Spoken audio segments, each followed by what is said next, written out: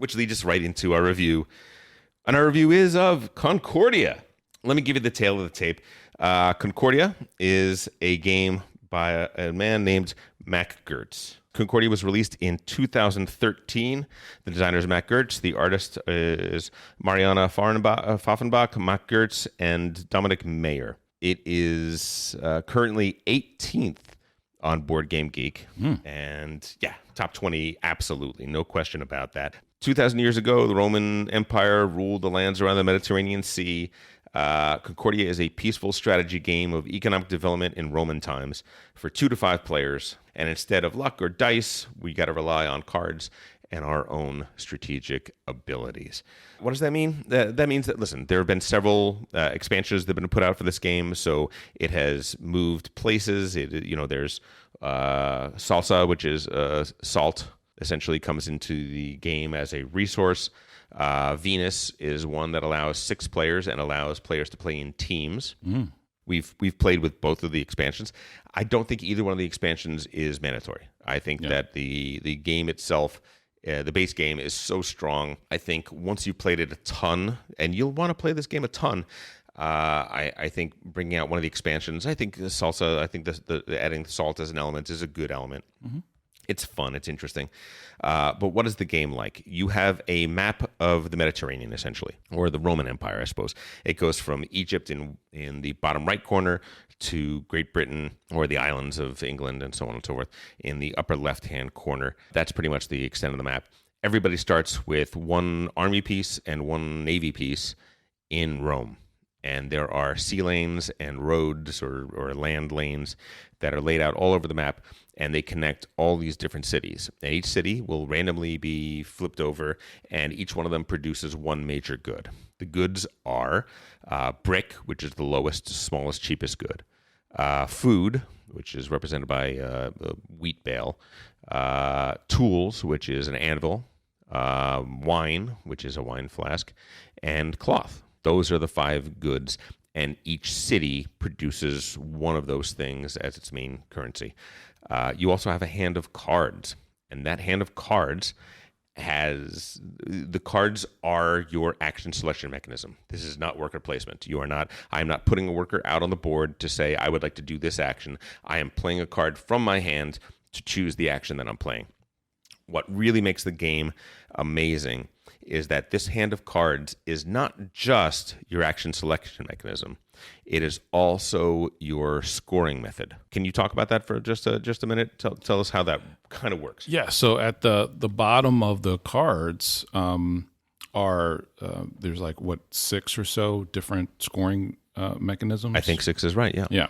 And so as you're building everybody starts, of course, with the same identical card deck, but there is a great mechanism, kind of conveyor belt mechanism, where you can buy more cards, and you are doing those not just for the actions, but also you're kind of crafting your strategy as to what you want to focus on to score more points at the end of the game. Exactly right. The cards at the top of the board are better than the cards that you have in your deck. They're not incredibly better, but they tend to improve a little bit.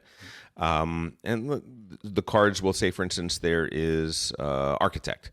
And the Architect action allows you to move your ship and your man out on the board. If you have 2 pieces on the board, you can move a total of 2 spaces. You can move ship 2 spaces, you can move your guy 2 spaces, or you can move a ship 1 and a guy 1. Whatever you want to do, that's what you can do. And they do not occupy these cities. They occupy the routes in between the cities. So if I moved my ship 2 spaces and it is now on the route between a brick city and a food city, I now have the opportunity to build a settlement in one of these cities. And if I do, then I gain access to all those things in those cities. I would put a house in one of those cities, and each one of them has a different cost. The cost of almost every city is 1 brick plus the resource that city produces, plus a certain amount of money. The money ranges from, I think, 1 for brick cities, 2 for food, all the way up to $5 per cloth city. The trick being, if anyone else has a house already in that city, you have to pay a multiple of that money cost. So if I go to a cloth city and I'm the first one there, I pay 1 brick, 1 cloth, and 5 sestari. If I'm the second one there, I pay 1 brick, 1 cloth, and 10 sestari, which is a lot of money in this game. A lot of money in this game. But by putting those things down there, I now have access to these goods, because another card you can put down is the prefect. And that is when you will go to a board that will show what for each region, there are regions in the game, and regions tend to involve 2 to 3 cities of geographic proximity, like Germania, Egypt, Libya, Greece. All of these are separate areas. And when I flip that token over with the prefect action, I get a resource of every type that is in that region where I have a city. Plus, as a bonus for choosing that action, whatever the most expensive resource in that city is, in that region is, I get one of those as well. And I fill in I have a sort of, your board is essentially a storehouse of resources.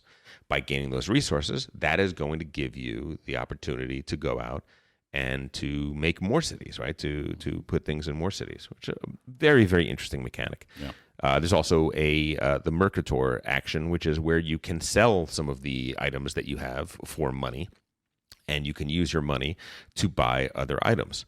So you're constantly trying to balance the resources that you have to exploit opportunities that are out there on the board to be able to get more and more things.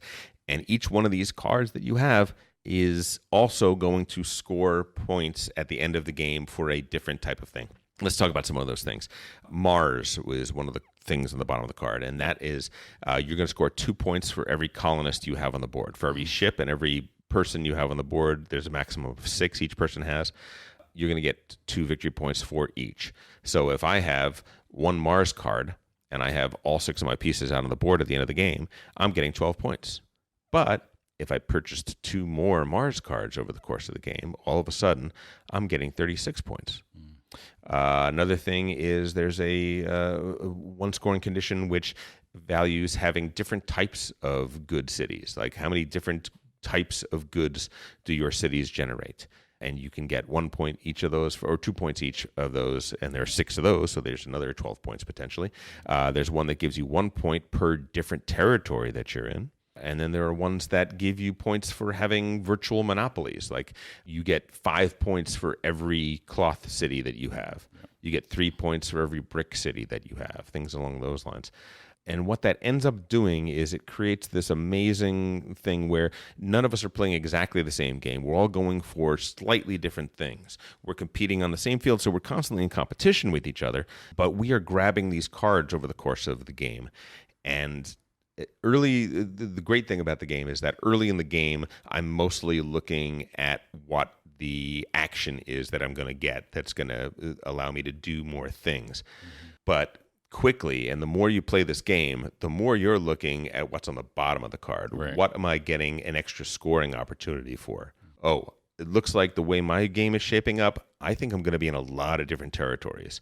I'm really expanding out on the board very quickly. So Saturn, which is the card that gives you points for being in the most different territories, boy, oh boy, I can get a lot of these Saturn cards because people aren't focusing on those because those actions aren't the best actions or the ones that people are really coveting right now. I'm just going to grab up as many of them as possible.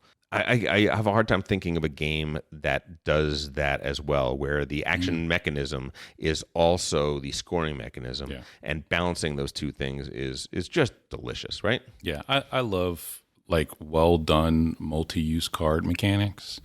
You know, absolutely. And this game does it, better than a lot of games that I can think of. Like definitely one of the best. I mean, it's easy to see why it's a top 20 game on BGG.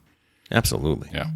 And Matt Gertz is a great designer. He designed Antica, Imperial, which if you've never played Imperial, a fantastic game. Yeah.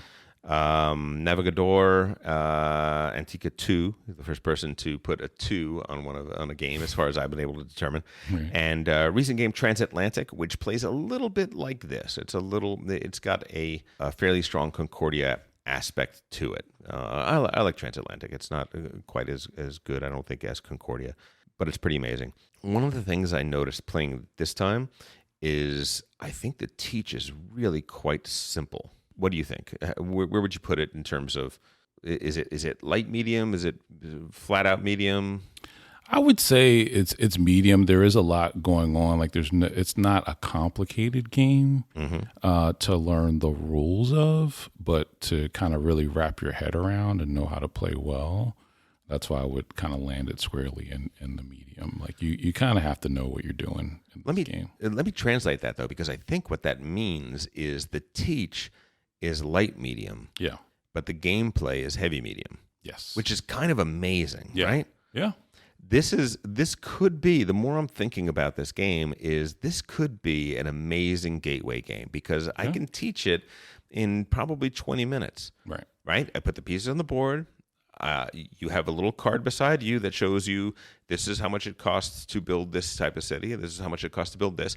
And then we go through our hand of cards. We start off with 6 or 7 or 8 cards. Yep. And I just say, this one you play if you want to do this. And here's how that works. This is the one you play if you want to do this. This is how that works. And in 10, 15 minutes, every concept of the game you have. And then you're going to flail around and be like, oh, no, wait, what? Oh, wow. And I've seen it happen time and time again with people you playing this game that have never played this game before. And especially with people that don't play this type of game very often. Right. They're like, oh, I get it. Right. I should have been doing this all. That's why you guys were doing that. Right. While I was focusing on that. Like I was focusing totally on the board, which is important. But oh boy, you guys have just opened my eyes to this whole other thing that's going on. And so I'm kind of rethinking gateway games and what are games that I would recommend for people to enter the hobby. And I tend to go more in the realm of Splendor and games like that, which is simpler. Listen, there's no question Splendor is simpler. But I do think that this game is simple enough to explain that it's probably not going to scare away too many people. Right. And boy, oh boy, the riches and the wonders within it. Yeah. If you have a game brain, like if the person you're bringing has a game brain, right? Which is and a particular type of game brain that, like, it was, definitely rewarding to play this game again. I checked my, I started tracking my games again on the Geek, and it said I only had like 8 plays of this game, which I know I've played more. I'm not super consistent on the tracking of my plays. It seemed like you only played the game 8 times. Yeah, I played horribly. It was an awful game for me, but I learned a lot from it, and I definitely, there's certain games that work with my brain, with my game brain. Sure, and this is not really one of them, but I feel like I understand the game a lot more now from the play last night. And I definitely know, like, in terms of, what you were speaking to just now about the riches that are there, right? Like, if you know somebody has a game brain that they may appreciate more medium games or medium heavy games, right? But they haven't really played them yet. They haven't been exposed to. Yeah. Then in terms of a gateway, I totally see your point here, right? Because this is, for how deep the game actually is, it's easy to learn. Yeah, right? And if you're not, if the player is not going to be frustrated by that, and they do have that kind of like aha moment, like, oh, and again, like the teach and the kind of table talk can really kind of help somebody out. Like if again, a couple of things that were talked about. And again, it's been so long. It's been years since I played the game too. Sure. But the importance of the things that really stood out to me last night were the importance of having a money engine, which I didn't, I was the last player.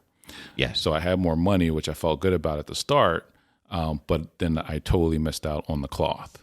Right. Yes. But I was on a section of the map that had access to wine, which I felt like I needed to exploit even more, even though I made a pretty good amount of money from wine. Sure. Yeah. But I also, what really hurt me is my access to brick. I definitely needed to have more brick for building. And there was definitely a turn where I bought an extra brick that hurt because brick is a resource that you need for almost every single city to build. And it really is a building game. Like it's an expansion game. Yes. You have to build cities to win. Either. I mean, I think in terms of breakdown of end game scoring, it's going to be between the number of regions or the number of cities. Those are like, I think you need to I mean, and those things go hand in hand, right? Exactly. Yeah. So, definitely. I mean, anytime where you're building and you're only building one instead of two is an waste of action, right? Yeah, it's not an optimum turn. If you have to wait a whole round before you can build, then that's awful. And then also being able to build more than twice. If you can build 3 times, that could be even better.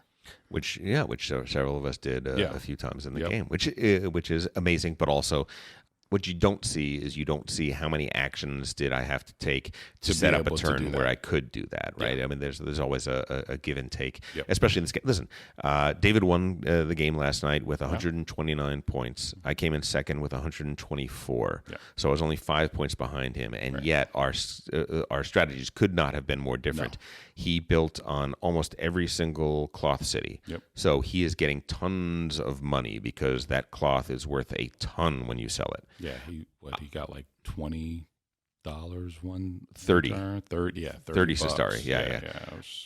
I did not build a single cloth or wine city. So the 2 most powerful, most expensive cities on the board, I didn't have a single one in the entire game. So I was playing a lean, mean, cash poor, grab all the cheap stuff and try and win the game that way strategy. Yeah. And we came within five points of each other at the end of the game. So it's a game that is surprisingly resilient to a lot of different strategies. It really, really is. Yeah, which also speaks to the beauty of the design of the game is that there's not, so many games, there's these arguments about there's definitely an optimum strategy to win, and there's a lot of different ways, and it's so diverse depending on how the cards come out and the timing of like. You see some cards come out and it's like, oh, those cards could be really good, but I really want to build. And there's a constant race to, get to certain territories and to build. And so there's a lot of, interactivity that goes on in the game and a lot of things to manage. And it's just beautiful design. Completely. And let's say we played 5 players. This game plays 2 to 5. Yeah. Here at Game Brain, we love games that play 5 players. And I will tell you, it plays wonderfully at 5 players. It does not feel too tight. It does not feel too punitive. It feels tough. Yeah. It feels tough, but it does not feel like the game is bursting at the seams at all. Yeah. It is really just a very, very competitive space. And the turns don't take that long for a 5-player game either. Well, I mean, Jesse took a really long time. Well, yeah, there was some back and forth. I said I wasn't going to pick on him. The fact of the matter is Jesse was one of the fastest players this time. Yeah. David was even faster. Right. It was Yumi and Andrew that were a little slowing the game down a little bit this time. Yeah, listen, when I bring up somebody relatively new to the hobby, I have no idea what kind of game brain they have. I don't know if they have a game brain at all, right? Right. A game that you can teach in 20 minutes and a person can get the game and play it, and gives them the chance of having that eureka moment, right? I think is pretty ideal in terms of getting, because if they don't and it doesn't click with them, boom, something and they didn't waste a ton of their time. Because the game plays pretty quick, right? About 90 minutes, I would say, is essentially how long this game takes on a regular basis to play. Sometimes a little longer, sometimes a little shorter. Certainly it's lower player counts, much, much quicker. Right. It's a fantastic, fantastic game. There's a reason it's on our 8x8 challenge. We highly recommend that if you have never played Concordia, you guys should go out and you should try out Concordia because it is absolutely amazing. I think that's it. Any last words you want to say about Concordia before we put it to bed? I think you kind of psyched me out a little bit with I don't know if that was intentional. With the Prefect Maximus. No, I didn't. I thought you were gaming me. Okay. No. So there is a card. Whoever starts off as the last player has this card that allows the action that allows you to gain resources from the provinces, allows you to double gain, the bonus resource. You get to take it twice. Yeah. And I saw that Elder went through his entire first turn without ever playing the prefect action that activates that superpower that he has sitting right in front of him. And I was like, oh, the professor's playing something. I've never seen this before, but the professor's got a system here. Uh-oh. He's gonna take me to school. He's gonna crush us because by not playing, because the moment you use that power, it passes to the person to your right. So it goes counterclockwise to the direction of play. And generally it passes fairly liberally because people want to take that action and get that bonus. But Elder was just sitting on it and sitting on it. And I was not psyching you out at all. I was literally thinking, Elder knows something about this game that I don't know because I've never seen this happen. And this is going to be really, really bad. Yeah. No, when you said it and the position I was in, it seemed like a good idea. And then I realized it really wasn't. I think it really kind of messed up my tempo a little bit. I don't know if it would have saved my game to play it like at that moment. I needed to do some other things, but that was an interesting aspect of the game last night as well. Well, I apologize, Elder. Listen, you know me. If I metagamed you, I'm gonna cop to it. I'm gonna shout it from the hilltops. Yeah. Okay, I did not metagame you in that. I had no idea that it was messing with you. I literally thought that you knew something I didn't know. Yeah. Folks, that's Concordia. Check it out when you get an opportunity. Couldn't recommend it more. It really, really is fantastic.